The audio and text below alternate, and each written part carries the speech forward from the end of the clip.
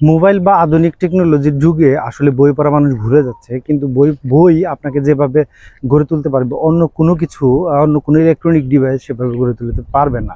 তো আপনি যদি বইয়ের হার্ড কপি পড়তে অপছন্দ করেন তাহলে কিন্তু আপনার আইপ্যাড অথবা এরকম ট্যাবলেটের মধ্যে বই পড়তে পারেন, সেটিও করতে পারেন। তবে সাধারণত বইয়ের একটি লাইব্রেরি আপনার লাইব্রেরির সাথে যোগাযোগ থাকা দরকার, অথবা পারিবারিক একটি লাইব্রেরি থাকলে সেখান থেকে আপনি চাইলে বই পড়তে পারবেন।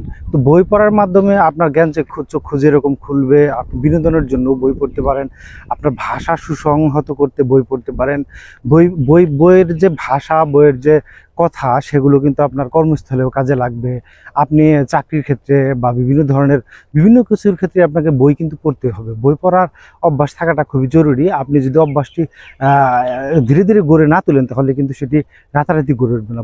বই পড়ার অভ্যাসটা আসলে ক্রমান্বয়ে গড়ে তুলতে হয়। হুট করে আপনি বই পড়া কয়েকদিন শুরু করলে তারপরে দেখবেন আপনার কিন্তু বই পড়া আবার হচ্ছে না, অর্থাৎ কয়েকদিন হচ্ছে তারপরে আর হচ্ছে না।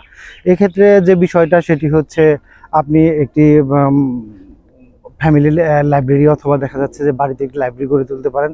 সেখানে আপনি অল্প অল্প করে বই কিনে সেগুলো একত্র করতে পারেন। আপনি নিজে একা করতে পারেন অথবা বন্ধু বান্ধব সহ করতে পারেন। তো এই যে লাইব্রেরি, সেই লাইব্রেরি থেকে আপনি বই পড়বেন।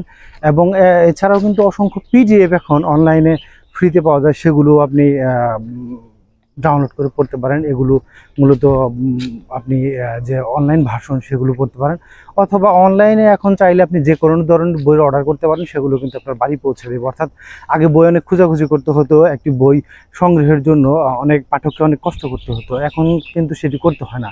আপনি যদি নিয়মিত বই পড়তে চান বা বই পড়ার ইচ্ছা থাকে তাহলে আপনি খুব সহজেই যে কোনো মানে দুষ্প্রাপ্য বইও খুব সহজেই সংগ্রহ করতে পারেন। তো বই পড়ার অভ্যাস গড়ে তুলুন এবং নিজেকে গড়ে তুলুন, নিজের জ্ঞান চক্ষুকে প্রসারিত করুন। তো বইয়ের আসলে বিকল্প নাই, বইয়ের বিকল্প কোনোভাবেই ছিল না, তো সামনেও নেই। আপনাকে বই পড়তেই হবে।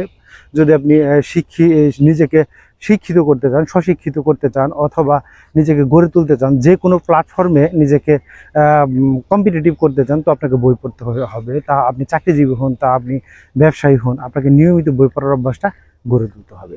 তো আমি ভিডিও ডিসক্রিপশনে দিয়ে দিব, সেখানে বই পড়ার যে উপকারিতা এবং কীভাবে বই পড়বেন এবং কীভাবে অভ্যাস গড়ে তুলবেন সে সংক্রান্ত দিক নির্দেশনা দেওয়া হয়েছে। ধন্যবাদ।